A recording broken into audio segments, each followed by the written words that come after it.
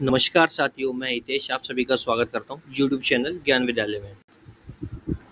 कैसे हैं आप सभी? आई होप आप सभी अच्छे होंगे और आपकी तैयारी भी बहुत अच्छी चल रही होगी। तो चलिए अपने सेशन को स्टार्ट करते हैं। आज आप सभी लोगों के लिए मैं किस तरीके का सेशन लेके आया हूँ।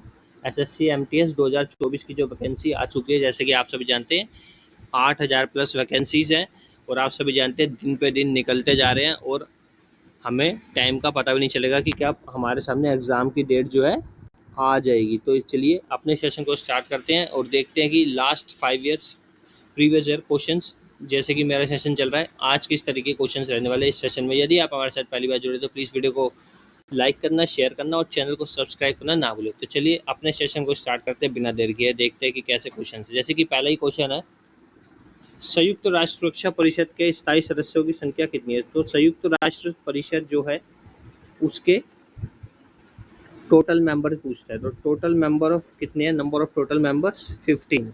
ठीक है, अब 15 दो पार्ट्स में डिवाइड होते हैं, 10 + 5। ठीक है, 10 जो होता है वो अनपरमानेंट जिसे बोलते हैं आप या अस्थायी, और जो 5 होते हैं वो परमानेंट स्थायी सदस्य देश होते हैं।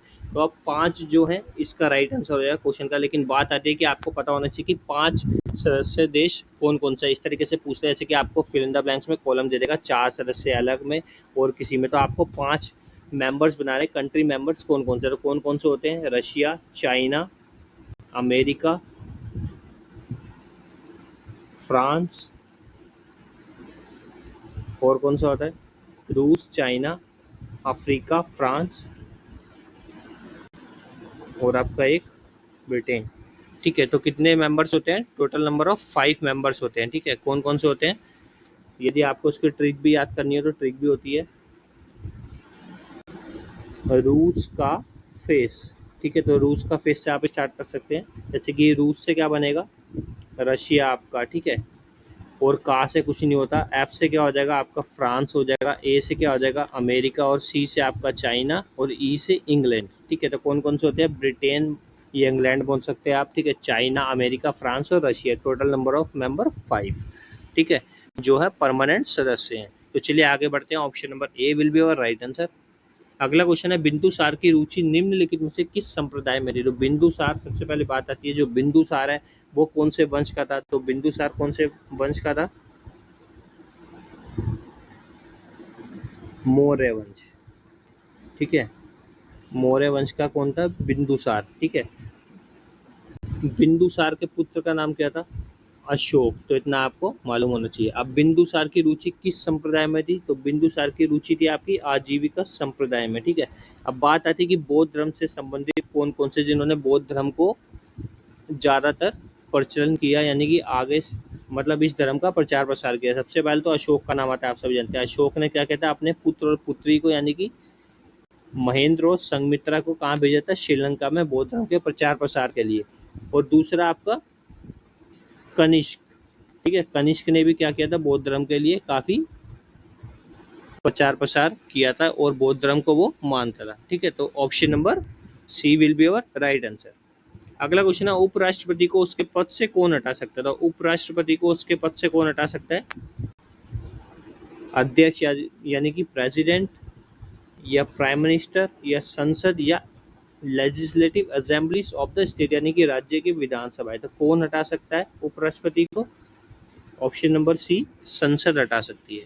ठीक है, तो option number C will be our right answer. इसी तरीके से आपसे प्रेसिडेंट से क्वेश्चन पूछते हैं कि प्रेसिडेंट यानी कि किस आर्टिकल के अंदर प्रेसिडेंट का प्रावधान है, यानी कि प्रेसिडेंट का पद है, तो किस में आता है, 52 में आता है। और एक क्वेश्चन पूछा जाता है कि संघ की शक्ति किस में निहित है, आर्टिकल दर्शाएं। तो संघ की शक्ति किस में निहित है, सबसे पहली बात आती है प्रेसिडेंट। ठीक है, और आर्टिकल पूछेगा तो 53।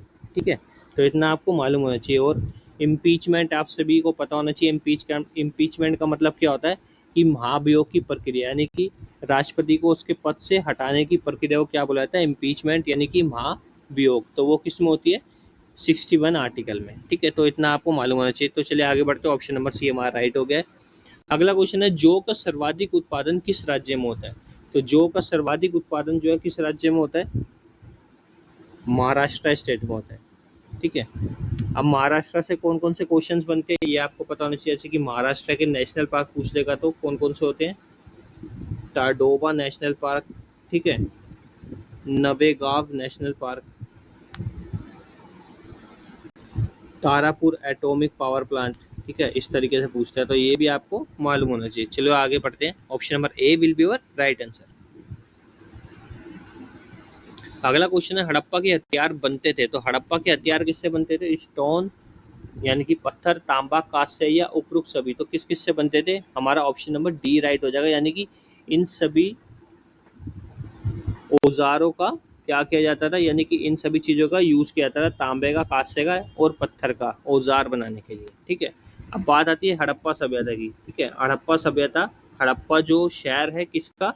सिंधु घाटी सभ्यता का। तो वो किस नदी के किनारे बसा है, ये क्वेश्चन पूछता है। तो ये रावी नदी के किनारे बसा हुआ है। ठीक है, और पूछता है कि सिंधु घाटी सभ्यता का मैनचेस्टर किसे कहा जाता है? तो मैनचेस्टर किसे कहा जाता है? लोथल को। लोथल कहाँ स्थित है? गुजरात में भोगवा नदी के किनारे स्थित है। ठीक है, तो इतना आपको मालूम होना चाहिए।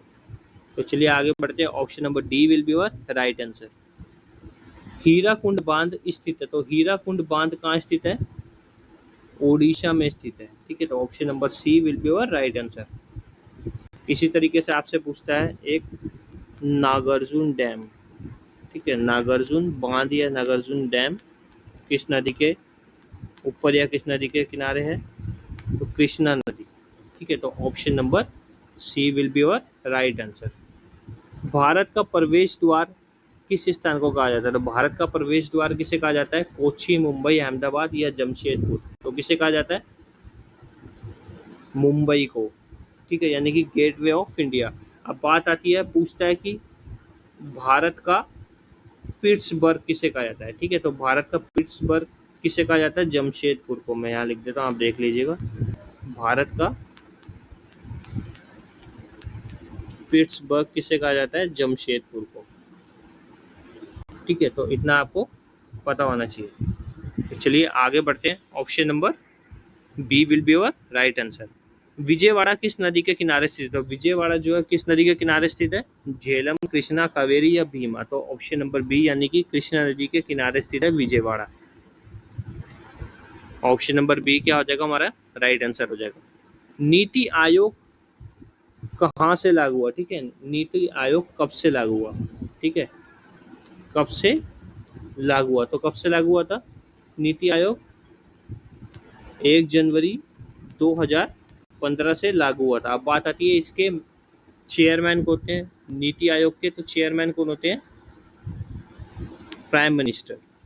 ठीक है, यानी कि प्रधानमंत्री जो है इसका क्या होता है? अध्यक्ष होता है नीति आयोग का। तो option number C will be your right answer. Jhelum नदी का उद्गम स्थल क्या है? तो झेलम नदी का उद्गम स्थल क्या है? रोहतांग, बेरीनाग, कैलाश पर्वत या कुल्लू। तो झेलम नदी का जो उद्गम स्थल या ओरिजिन है वो कौन सा है? बेरीनाग। ठीक है, अब इस तरीके से आपसे क्वेश्चन पूछते हैं स्टैटिक्स जीके का, जम्मू कश्मीर में कौन कौन सी झील है? ठीक है, तो कौन कौन सी है? बेरीनाग, ठीक है, शेषनाग, इस तरीके से आपसे क्वेश्चन पूछता है। नागिन झील। ठीक है, जिस भी झील के पीछे नाग लगा होगा वो कहाँ से रिलेट करेगी? जम्मू कश्मीर स्टेट से। ठीक है, तो option number B will be your right answer.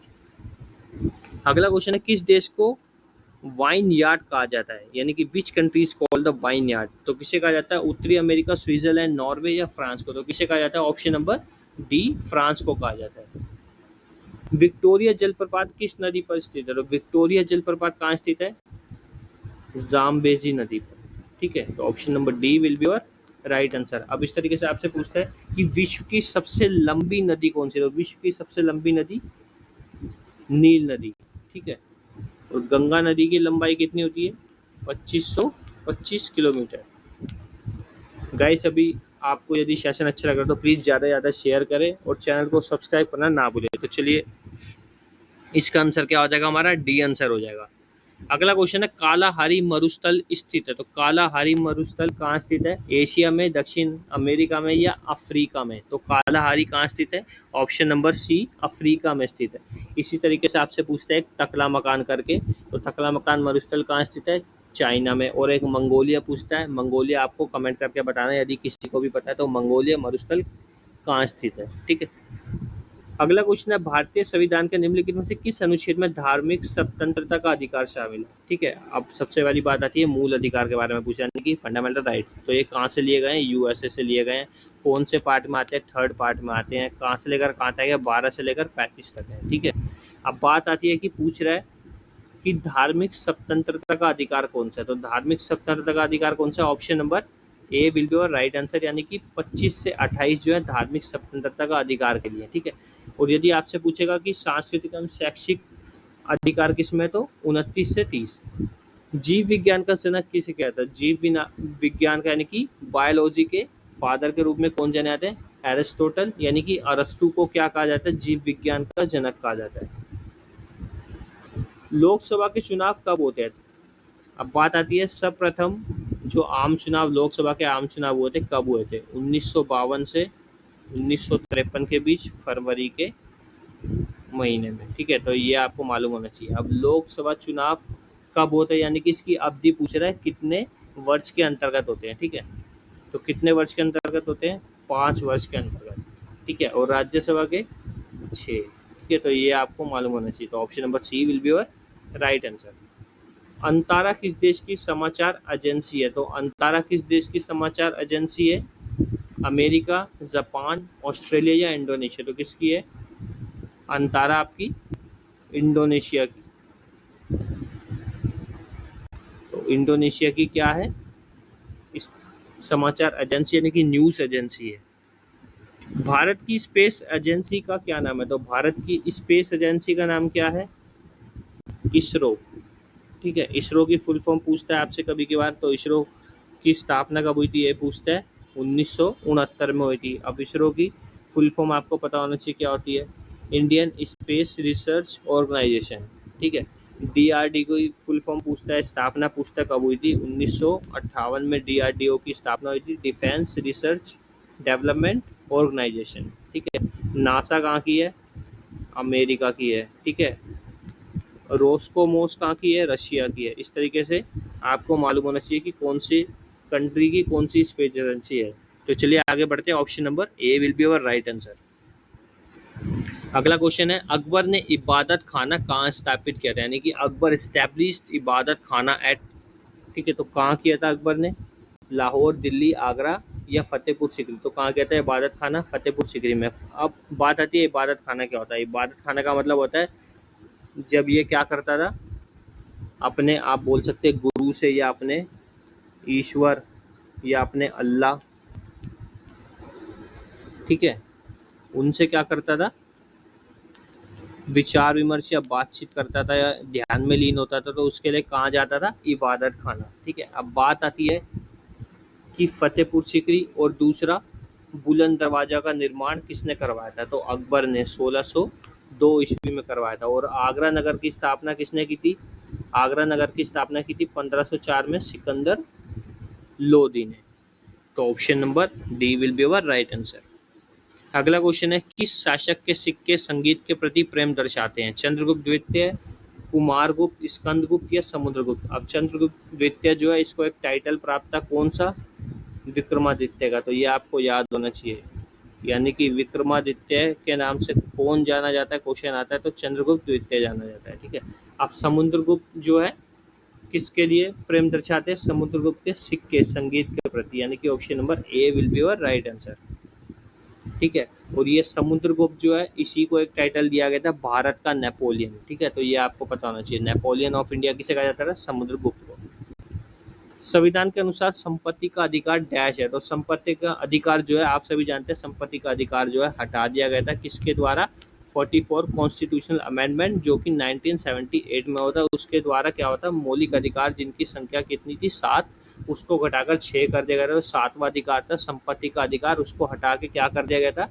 एक लीगल राइट बना दिया गया था। ठीक है, यानी कि कानूनी अधिकार। अब वो किसके अंतर्गत आता है? जो कि आर्टिकल 300 के पार्ट ए में आता है। Option number B will be your right answer. इसी के साथ दोस्तों हमारा सेशन खत्म होता है। यदि आपको अच्छा लगता है तो प्लीज़ ज़्यादा से ज़्यादा शेयर करें, लाइक करें और चैनल को सब्सक्राइब करना ना भूलें। Thanks for watching my session.